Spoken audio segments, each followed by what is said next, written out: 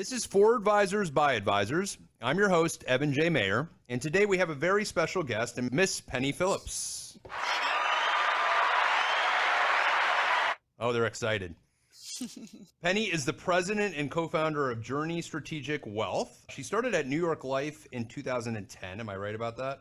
That is correct. And 5 years in practice management there, continued for a couple more years, then started Thrivos. Is that how you pronounce it? That's right. Yep. And that's still going today from what I see. Correct. Yes. Still exists. Awesome. And she came across my feed on LinkedIn, and she's in the practice management field. I don't want to call her a coach because I think she's more than that. And she has some really great videos that are truly educational. Penny, thanks for coming on. Absolutely. So glad to be here. Why don't you give us a little bit of your history in the business? What got you into financial services? And then just the process between New York Life and the other couple stops you made, and then when you started Thrivos, and then where you are today. Sure. Yeah. Wow. Okay. I'll try to keep it short. Started at New York Life. Originally was in distribution, so wholesaling for them. And that was fun and was my first introduction to advisors and independent advisors. But I quickly left that to join what at the time would become a arm of New York Life, the insurance company. And this was before going RIA was popular. And what was really interesting about what it was called Eagle Strategies, what they were trying to do was figure out how to transition really successful insurance agents and people who were great at selling ultimately to become advisors who could gather assets and do financial planning, et cetera. And so they tasked me with figuring out what does that evolution look like and how can we support advisors in doing that. Fast forward a couple years, ended up building out a division and a program that New York Life now owns the IP to, by the way, called Practice Management Solutions. And it was all about the behavioral shifts that salespeople need to make to be consultative, as well as all the practice management initiatives they need to implement to build a business.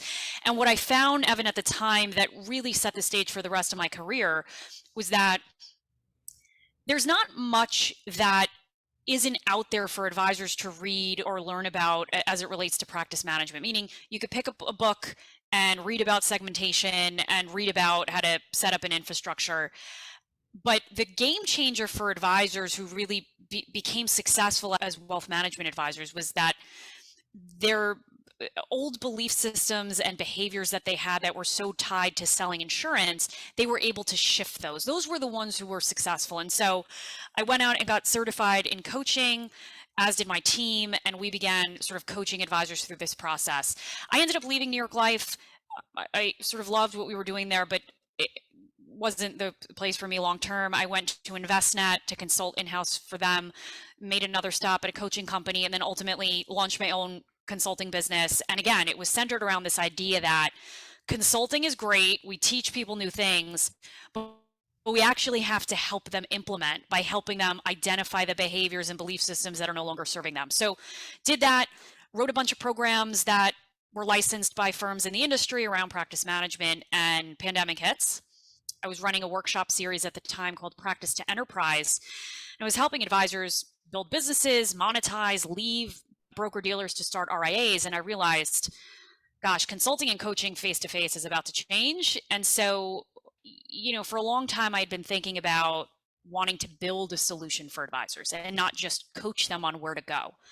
And truthfully, I didn't feel like any firm out there in the RIA space was really solving the core problem that advisors had, certain segment of advisors, that they wanted to be independent and they wanted freedom, but they wanted freedom from very specific things. And independence doesn't necessarily mean they want to be the CEO. And so I really set out to solve that gap and was lucky enough to work with now my business partners who were formerly my advisors. Two of them were at Dynasty, they were at an RIA, they were at the wires, they've been around the block, they get it. They agreed with me that, gosh, there isn't a solution out there for advisors who want to advise, want to be independent, but don't want to run the business. And so we set out to launch Journey. I mean, we put a business plan together, we launched in 6 months. We added another partner, former also Dynasty alum named Damian Labasso, and he's our CFO. And we built the business. We launched in January 2021. We just added 3 teams this week. That's been in the industry news. And Yes, congratulations. I thank you just so saw that. much. Yeah. Yeah, just under 3 billion.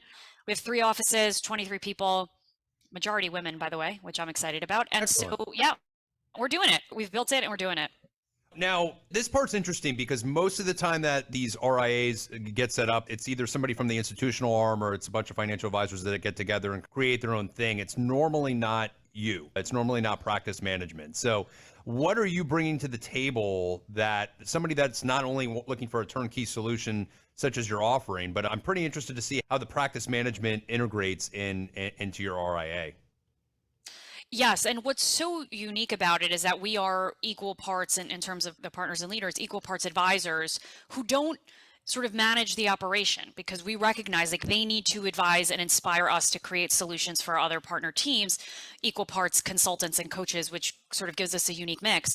In addition to allowing advisors to outsource operations to us, so we literally do everything from account opening to billing to trading to performance reporting. We essentially begin a proactive practice management engagement with our partner firms. So what does that mean? That means that we're actually building systematized workflows in their CRMs for them. We're helping them systematize client review meetings. We're creating the deliverables that perhaps they're going to use in those reviews. We are engaging in quarterly business planning sessions where we're talking strategy and we're helping the advisor think bigger about what they're building. We're doing professional development review meetings with each team member on the advisory team that joins us. We're helping the advisors think about what to compensate their team members. By the way, we pay everything on an advisor's P&L. So compensation technically is paid by us, by Journey, but we are helping the advisor make that final decision. And so we're striking this balance of the advisor's independent, the advisor's the key statesman of this practice and organization, but we're really the behind the scenes outsourced C-suite team. So for me, it is the level above the consulting work I was doing. It was not only are we just consulting advisors, we are actually then helping them put those initiatives into practice. Exactly. And are you customizing it for what the advisors are asking, including with what you think is important, obviously? Correct. So an example of that might be a team joins us and there are 4 team members on the team. The development pathways of each of those team members, how we're comping them, how we're thinking about developing them is going to be unique and different. And we're equipped to be able to consult to that. It's a really nice balance of giving the advisors everything, but not encroaching on what they've built and their leadership and the impact that they have at the local level with their team. Are they 1099 if they choose, or everything's kind of W-2? It's a great question. There are 2 things that are our core. We're a very flexible firm. That's part of our ethos. Like we need to meet advisors where they're at, but everybody's a W-2 and everybody goes under the Journey brand. We're all on one ADV. Now advisors hear that and they're like, oh my God, W-2, that's crazy.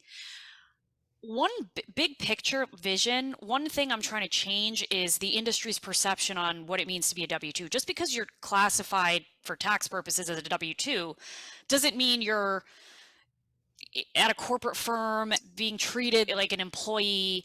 For us, from a valuation standpoint, from a maximizing enterprise value, it makes sense to have everybody as a W-2. And I enjoy educating advisors on why that is and why the industry has pushed them to think very differently.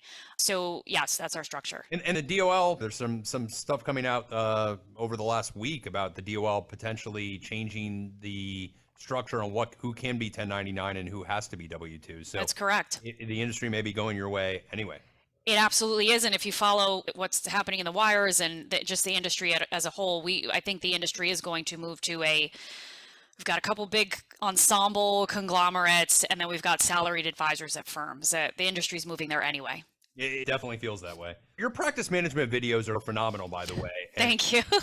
What I like about them is they're short and sweet and to the point. You pack a lot of data in there. You're not pausing for half the video. You're packing it in there for that 10 minutes, but you're walking away and you're going, that's interesting. One of the videos I really liked is there was a video about transitioning clients to another advisor and actually how that process should enable to make it easier. Because even myself, I'm always thinking about as my practice grows and my AUM gets to a specific number that I need to start bringing somebody in, but I'm so protective of the client and protective of the process that maybe I'm not opening up my horizons on how we can do it the right way. And I watched that video and I was kind of enlightened by it.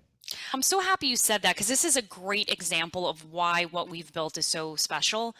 You just brought up I would say, if I had to list top 5 challenges independent advisors have, this is one of them: integrating a lead advisor and transitioning relationships. And so I can give you the roadmap on what to do, right? We know you got to hire an associate advisor, you got to spend really 3 years sort of integrating them. But what we don't account for is the psychological components, what it feels like to give up control, to not be the person responsible for managing the relationship and keeping the person happy. There's a lot that advisors go through mentally and emotionally as they're making these major transitions in their business. And I think as an industry, we downplay how important it is to sort of coach advisors through what they're going to go through as they give up more and more control to some extent. Yeah, it's interesting. It takes a while for an advisor to capture the thought and then try to implement it, and then how to implement it correctly. And having somebody there that can walk you through that could be a tremendous advantage. You've seen many advisors. You've seen bad advisors. You've seen good advisors. You've done a lot of coaching, it looks like, at a lot of different seminars, and firms have hired you. Yes. What's the biggest key differences? Some people say 100% of this business can be learned. Part of me says, yeah, 80, 90% of it can be learned. 10% of it, there is that special thing that you have, that ability to connect with people. What are your thoughts there? It's such a deep question. It's a big question. The thing I'd say is I've seen advisors of all shapes and sizes across the entire industry and in Canada. I've seen a lot of advisors that maybe aren't great be really successful, and I've seen the reverse.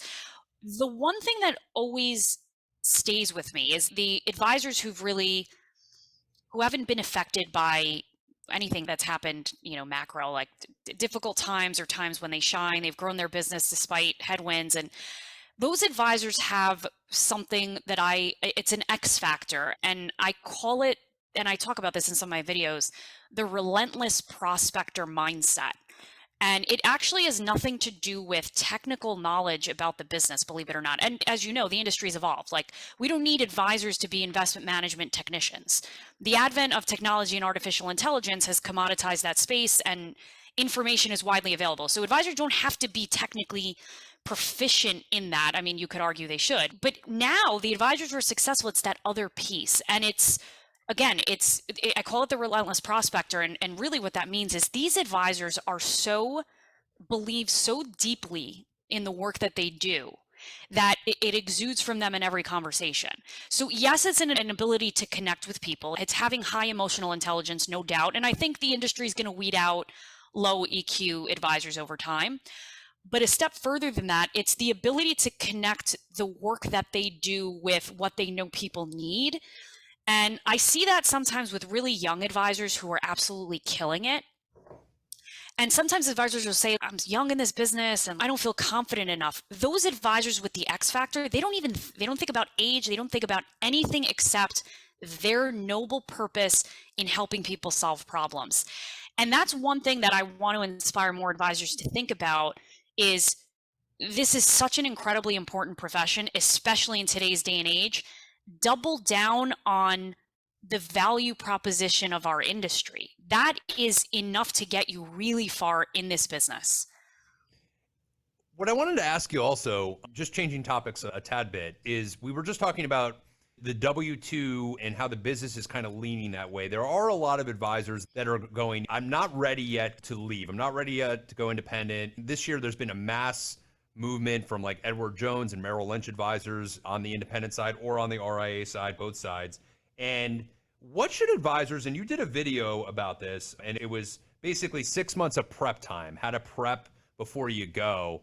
And you talked more about during that prep time of what the advisor needs to be doing. How should the conversations be going with their clients over, there's many advisors who I've talked to that like they're ready to go. And then once I dive deep into their process, they're like, oh, maybe I don't have the client level that I think I need to have before I go. What should those conversations look like? That's a really good question. And not enough people are asking that question. A lot of people are asking, what do I need to think about as it relates to my contracts and tech? And I've consulted on tons of transitions, obviously running the business, I've transitioned in 5 different teams here at Journey since we launched, so I've seen both sides of it. The absolute game changer is the advisor's relationship with clients. But more so, it's how much time has the advisor spent with that client talking about the vision of the business. And this is what I always say to advisors. You can share virtually any update with a client about the business, a direction you want to take, adding people to the organization, marketing initiatives, as long as you've cued them in over time about the fact that you're building a business, that you're constantly thinking of ways to serve them better. What I recommend to folks, even if it's like in the back of your mind that you may or may not move years from now, start having those vision conversations with clients. And I tell this to folks, think about the last 2 years during the pandemic. Every single service provider was sending us as the consumer updates on what they were doing, right? Verizon, Marriott, Amex, Netflix, they're sending us emails and they're saying, hey, we know this is a difficult time. You're a valued client. Here's our perspective on what's happening. Here's our business model. Here are the things we're looking to change and enhance to better serve you and keep you happy during these difficult times.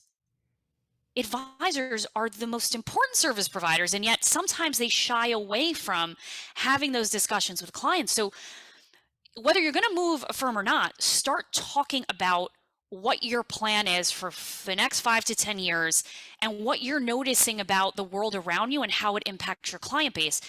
It tees you up for a really easy conversation down the line to say, hey, we're adding another advisor, we're merging. Clients will say, oh, right, well, he's kind of been talking about, or she's been talking about all the things they want to do, and it makes sense.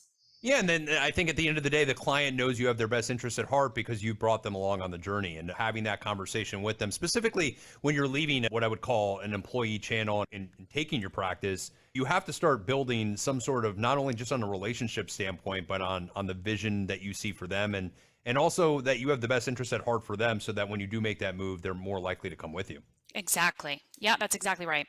As far as the business is concerned, it's interesting. We're starting to see it open up a little bit more on social media. And you're not technically a licensed financial advisor, as you actually messaged me back. You're like, you sure you want me on? I'm not an advisor. Like, no, I want you on. The reason is that, what you can provide to advisors on this, and though the audience is advisors, is that you've seen them all. You've seen what they've done and so on. But social media has really picked up. I've had a bunch of people on that are like social media superstars. And it's interesting to see what they're doing with their brands and how they're using it. And I'm the last of Generation X, not to age myself, but I'm already feeling like I used to be the youngest guy in the room, and I'm not the youngest person in the room. Yeah. So where are we going with social media? What do you think we're going to be able to do in 5, 10, 15 years that we can't do today? Oh my gosh. Well, it's funny because I went to the Future Proof conference. I don't know if you heard of that conference. And I even felt old. I was like, wow, this is a very young, which I love, like bringing in the younger gen of our industry together to sort of collaborate. It's brilliant. Gosh, the social media question is such a tough one. Look, the answer to that question, what are we going to be able to do, depends on what firm you're at. I mean, in 5 years, at some firms, you're just going to be able to start recording videos on YouTube. And so that's one of the reasons why we've seen a mass exodus from some of these firms, because the industry, social media and technology has advanced faster than the industry and large firms can keep up with. And that's just the reality. And so it's a really difficult question to answer. Obviously, I think video post-pandemic, critically important. I am not a huge fan of the metaverse and moving into virtual realities. Will we get to a place where that's how we're engaging with clients? Possibly. That's not a business I want to be in, by the way. But what I say to advisors is this: regardless of what happens, and by the way, it is so unpredictable. Like these new platforms are coming up and people are moving from Facebook to Instagram to TikTok to whatever.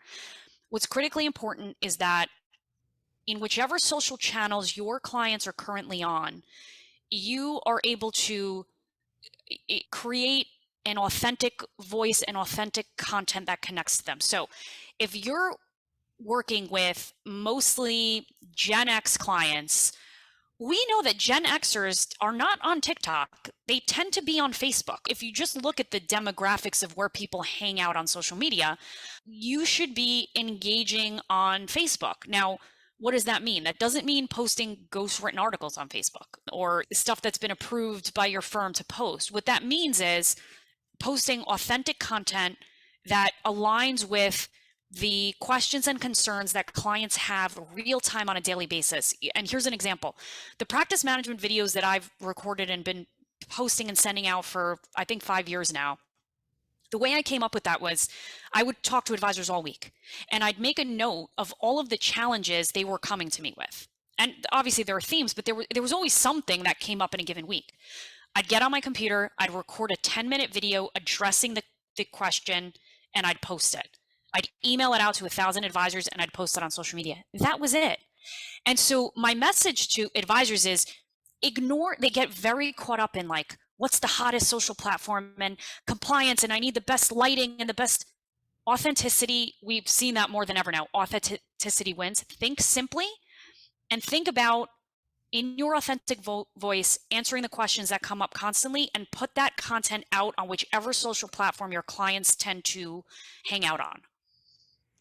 Not switching topics, but journey. I'm excited for the concept that you've created this. I guess a lot of advisors are stuck in their bubble, and their bubble is it's comfortable. And you were doing something that you were very passionate about. You did for many years. There is probably that a little bit of that you're looking always for a new adventure, and this is that new adventure potentially. If you've been doing anything successfully for a long time, you start to get a little burnt out and say, how can I expand my horizons? How can I use my creativity? What's your firm going to be doing over the next 5 years that no other firm is doing or thinking about doing? Wow, that's a really good question. I would say when I think big picture about what we're trying to accomplish, it's a couple things. It's changing the industry's perception and perspective on what it means to be independent. And so for so long, we've been pushing this rhetoric to advisors that if you want to be successful, you got to be the CEO. And you got to leave your firm and start your own organization. And that's the way you're going to be considered successful in this business. I mean, we still rank advisors, right, by AUM and revenue and all these things. And so really playing with this idea of, well, when advisors want independence, what does that mean? It means, and from what I've seen in the work I've done, freedom and independence means they want to be able to define success for themselves.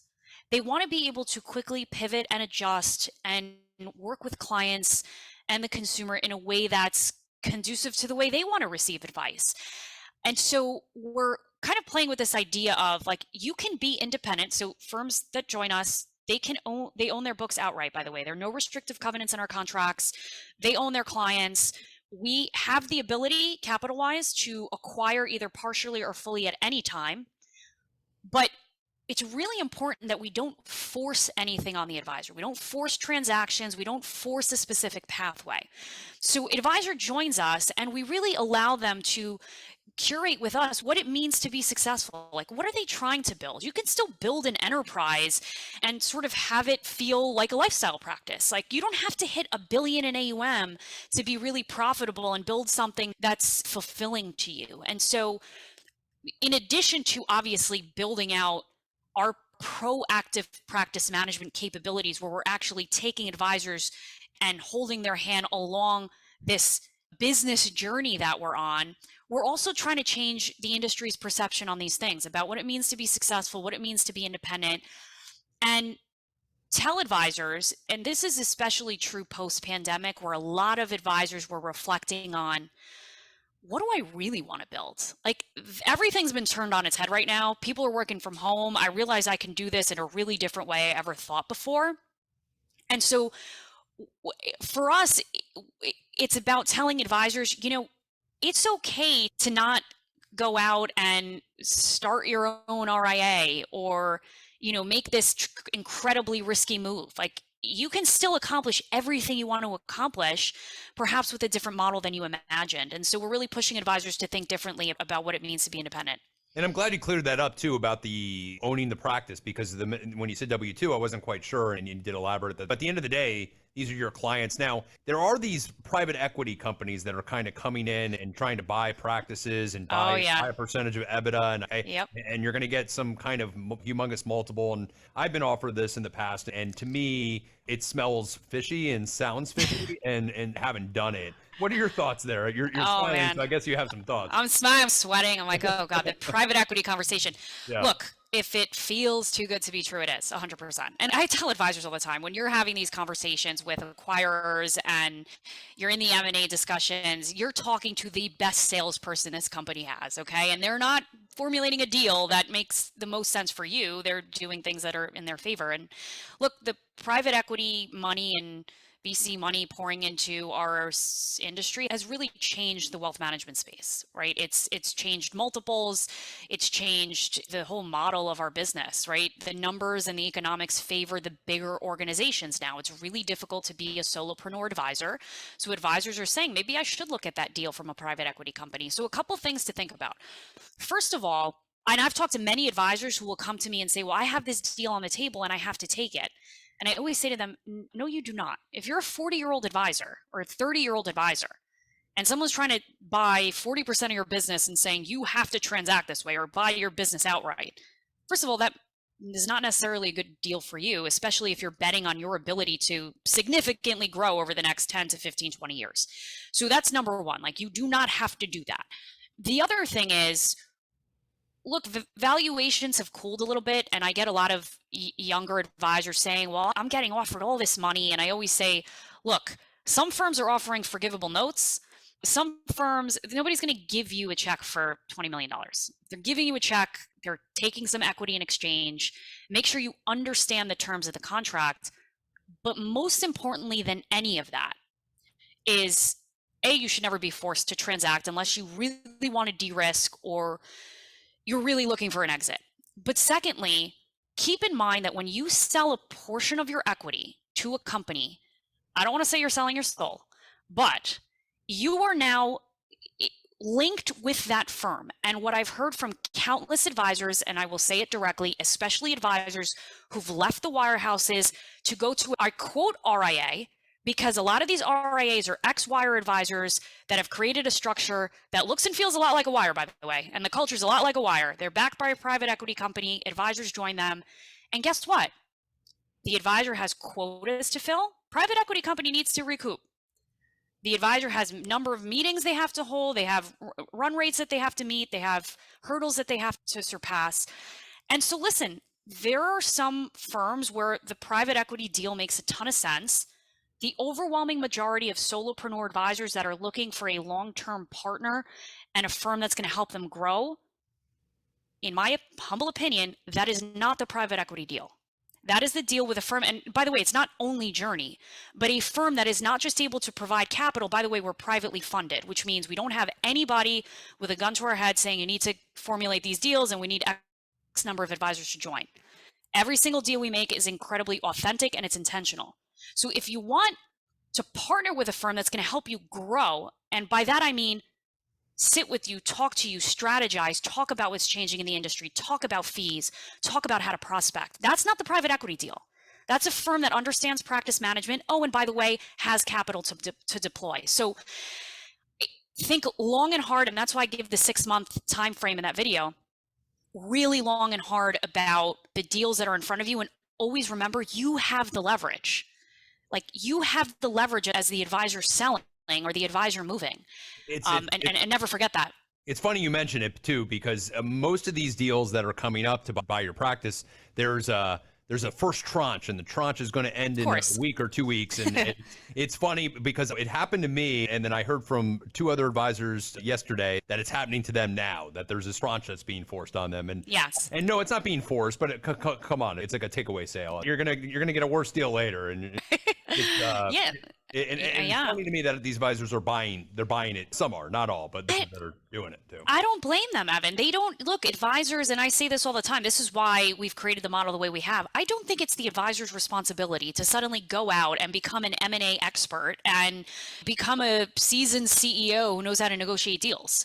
And unfortunately, I think some firms take advantage of that, and they sort of hit on either the money or they dangle whatever. And what we're doing a disservice to the advisor and the advisor's clients and the advisor's family by not getting underneath what the advisor is actually looking for. And in so many cases, it's not the tech, it's not always the money. It is wanting to feel as if they have a pathway to ultimately building the business of their dreams, as silly as that sounds. No, it doesn't sound silly at all. It actually sounds excellent. Penny, one last thing. I always ask this question, but sometimes I wish I was asked it when I've been interviewed, which is you're about to get off a call. You provided tremendous insight to the audience. Is there one thing that you wanna say that maybe you didn't get to clarify earlier that you thought would be really helpful for advisors to know? That's a really good question. I don't think there's anything I would clarify. I would just hammer down on 2 points that I made. The first is I often get asked what differentiates the best in the business. And what I'll say is, having worked across all channels, we all really offer the same stuff. If a firm is telling you we offer best in class technology and this, and everybody has the same access to the same fintech marketplace. The differentiator more than ever before is EQ and the human aspect of what we do. And so pulling down on that the relentless prospector mindset and being part of an organization that really enhances your natural talents as a relationship manager and advisor, like that is where advisors need to be sort of thinking as they think of next steps. And then the other thing I'll say is, there's never been more optionality and choice for advisors. You don't have to go down one specific pathway. If you do anything from now until the end of the year, take time to refine vision. And it's okay if it's totally changed. What you want to build and how you want to spend your time in the RIA space right now, anything is possible for advisors. Yeah, and that space is just blowing up. It's tremendous what we're seeing over the last 3 or 4 years. Penny, phenomenal to have you. Thank you for taking the time. If anybody wants to get a hold of you, how can they reach you? Yeah, go on Twitter, Thrivos LLC, JourneySW.com, Penny Phillips. You can just Google me and find me and send me a message. I love talking to advisors, so happy to come back and happy to talk to anyone who wants to chat. Excellent. Thank you, Penny. And Thank you. If anybody wants to get a hold of Penny, please reach out to me. And I hope you enjoyed today's episode, and we'll see you on the next one.